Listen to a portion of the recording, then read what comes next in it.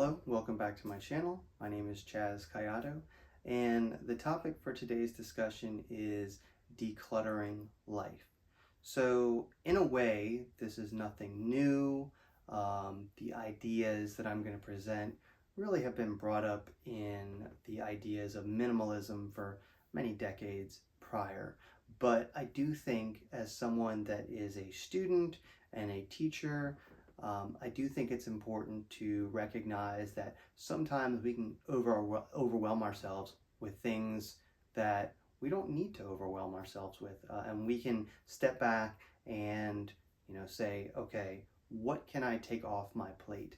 So really, like I said before, minimalism is the approach here, but I do think that there are people out there that do minimalism for the sake of minimalism, and I don't necessarily fully agree with that. I think minimalism needs to be carefully curated. You just don't want to throw everything out of your house, or you just don't want to get rid of all of your contacts in your phone just for the sake of having less.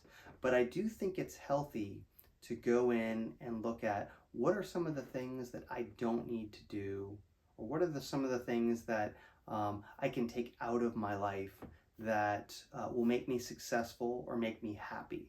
So, this might be looking at going back to our time management skills.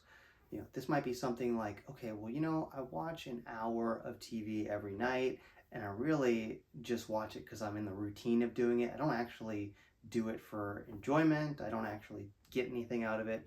Well, maybe that's an hour that you could be spending with family, or maybe that's an hour that you could be working on some of your teaching or student, some of your academic activities.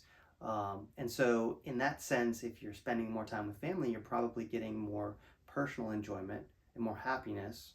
And if you're doing academic stuff, well, obviously you're progressing academically or getting work done. And so this was a way we took something out, but we added something back in. So in a sense, it was a decluttering. It was a minimalist approach, but we didn't take something away just for the sake of it. We took something away that we weren't getting much out of, and we replaced it with something that we did get something out of. And so, if we can apply this to many different situations in our life, what we'll do is we'll actually find that we fill our schedule up with a lot of things that might be unnecessary.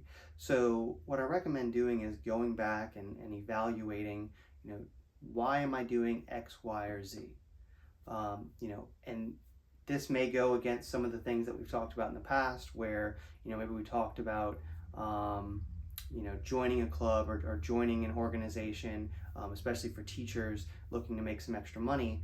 Well, did joining that organization, maybe becoming a moderator for a club, maybe that put too much on your plate that didn't necessarily equate to, in terms of how much money you brought in for being the moderator for that club. Maybe it didn't add that much to your life, and maybe it wasn't worth it from a financial standpoint, for the amount of work that you put in, for what you got back in monetary gains. So, in that sense, you may look back and you may evaluate and say, you know what, it's really not worth it to do that thing. And so I'll take one thing off of my plate, which will give me time to do things that I enjoy, or do things that will make me more successful as a student. The big idea here is you shouldn't go and revamp everything about your life, but I do think in a healthy way you should go through, and sometimes maybe even just as things pop up, just evaluate, well, why do I do this? Why do I spend money on this item, or why do I go to this place on a regular basis? And just evaluate, is this because I really want it? Or is it because I've been in a routine doing this? Or is it because someone else wants to do it and I'm going with them? There's just a whole different, bunch of different ways that you can approach why you do something, why you spend money on something, why you spend time on something. When you evaluate and try to figure out why exactly, you can skim the things that are not making you happy and are not making you successful.